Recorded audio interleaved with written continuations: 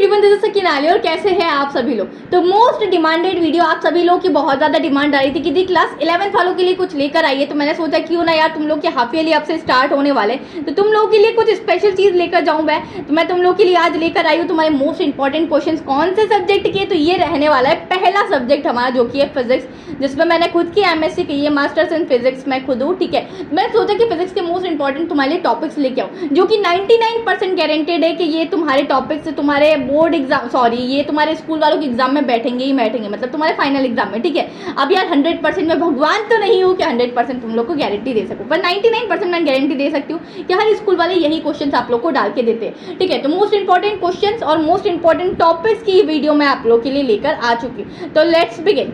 चलो फटाफट से हम लोग देखते हैं चैप्टर 1 जो तुम लोग का फिजिक्स में रहने वाला है। तो उसमें तुम लोग के दो टॉपिक्स ही इंपॉर्टेंट है, या डायमेंशन एनालिसिस वाला इंपॉर्टेंट है और दूसरा है हमारे सिग्निफिकेंट फिगर। यार ये दो ही टॉपिक इसमें इंपॉर्टेंट है। पहले तुम लोग अगर जो जो चीज़ें तुम्हें ब्लू कलर से दिखाई दे रही है ये मोस्ट इंपॉर्टेंट है, मतलब ये 99% चांसेस है मोस्ट इंपॉर्टेंट टॉपिक्स है, और कुछ तुम्हें रेड कलर से दिखाई देगा तो वो थोड़े थोड़े इंपॉर्टेंट है, मतलब 50-60% चांसेस है उसके, ये 99% चांसेस है। ठीक है, अब मैं बात करूँ चैप्टर नंबर 2 की, तो जो कि तुम लोग का रहने वाला है यहाँ स्केलर प्रोडक्ट मोस्ट इंपॉर्टेंट है, इसमें वेक्टर प्रोडक्ट मोस्ट इंपॉर्टेंट है, तीसरा है vector addition and its rectangular components. तो ये तीनों चीज़ें ये बड़े बड़े क्वेश्चन है, तो ये लॉन्ग क्वेश्चन में तुम लोग के साथ पूछे जाएंगे, तो तुम लोग को ये सारी चीज़ें करके ही जानी। साथ ही साथ यार क्लास 11 को हवाबाजी में मत लेना। बहुत सारे बच्चों ने अभी तक तो तुम लोग में से पढ़ना भी स्टार्ट नहीं किया हुआ।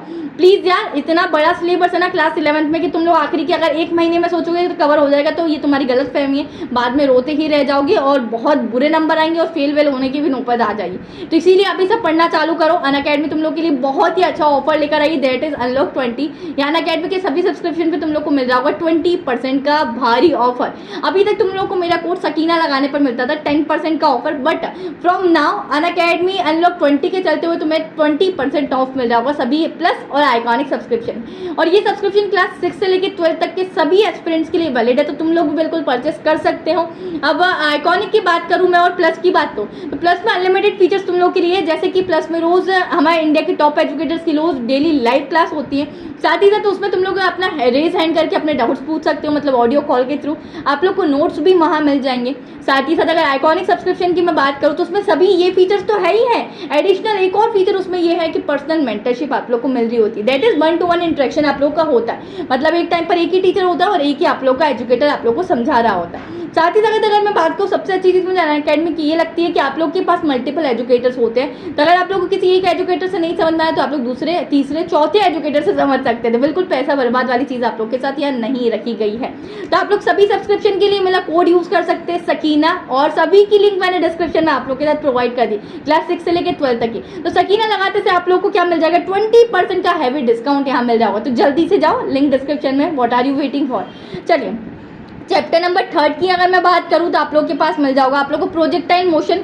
ये 99% श्योर हूँ कि ये आएगा, मेरे टाइम से ये टॉपिक चलता हुआ आ रहा है मोस्ट इंपॉर्टेंट में। दूसरा है इलास्टिक कोलिशन इन 1 डायमेंशन। तो इलास्टिक कोलिशन कैसे होता है 1 डायमेंशन में, 1D में कैसे होता है ये तुम लोग को बताना है। तीसरा है law of conservation of momentum. तो ये तीनों टॉपिक इंपॉर्टेंट। मैं बहुत ज़्यादा टॉपिक्स तुम लोग के लिए नहीं लेकर आई, मुझे पता है तुम्हारे पास फिजिक्स की 2 बुक रहने वाली, तो कम टॉपिक लेके आई हूँ जो बहुत ही ज़्यादा इंपॉर्टेंट है कि ये तो आएंगे ही आएंगे, इसके अलावा तो पेपर बन ही नहीं सकता। ठीक है, चलो चैप्टर नंबर 4 तो तुम्हारा देख लेते हैं। तो इसमें सबसे पहला टॉपिक है inter conversion of potential energy and kinetic energy, पहला टॉपिक रह गया। दूसरा है हमारा एब्सोल्यूट पोटेंशियल एनर्जी, ये दूसरा टॉपिक। तीसरा है work done by gravitational field. तो ये तीनों बहुत ज़्यादा 99% श्योरिटी है, और ये जो चौथा है ना ये भी 70% या 60% तुम मान के चल सकते हो। तो ये तीनों अगर हो जाए तो उसके बाद तुम ये भी कर सकते हो work done by a variable force. ठीक है, अब chapter number 5th 6th 7th 8th और बाकी 11th तक की बात करें तो 5th में तुम लोग सबसे पहले देखो rotational kinetic energy of disc and hoop. तो तुम लोग से पहले पूछा जा सकता है कि रोटेशनल एनर्जी क्या होता है, फिर डेरिवेशन पूछा जा सकता है kinetic energy of disc and hoop का। ठीक है, तो ये हो गया। साथ ही साथ सेकंड हो गया मूवमेंट ऑफ इनर्शिया, तो ये मोस्ट इंपॉर्टेंट है तुम्हारा। साथ ही साथ जियो स्टेशनरी ऑर्बिट्स तुम्हारा पूछा जाता है, ये छोटे क्वेश्चन में पूछा जाएगा जियो स्टेशनरी ऑर्बिट्स। ठीक है, पर इसका डेरिवेशन भी होता है, तो ये तुम्हारे स्कूल वालों पर डिपेंड है कि वो किस तरीके से पूछे।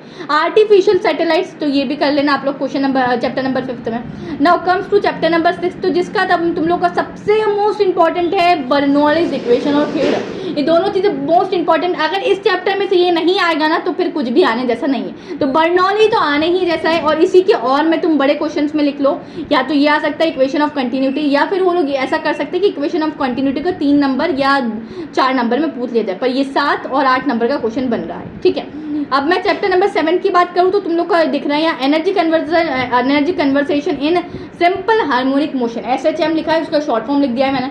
सेकंड आप लोग का most important topic simple pendulum. तीसरा है आप लोग का हॉरिजॉन्टल मास स्प्रिंग सिस्टम, तो ये आप लोग का मोस्ट इंपॉर्टेंट टॉपिक है। ठीक है, अब ये 60 इंपॉर्टेंट यार मान लो कि आ सकता है, तो तुम लोग का अगर ये सब चीज़ें हो जाए तो तुम इस पर भी जा सकते हो।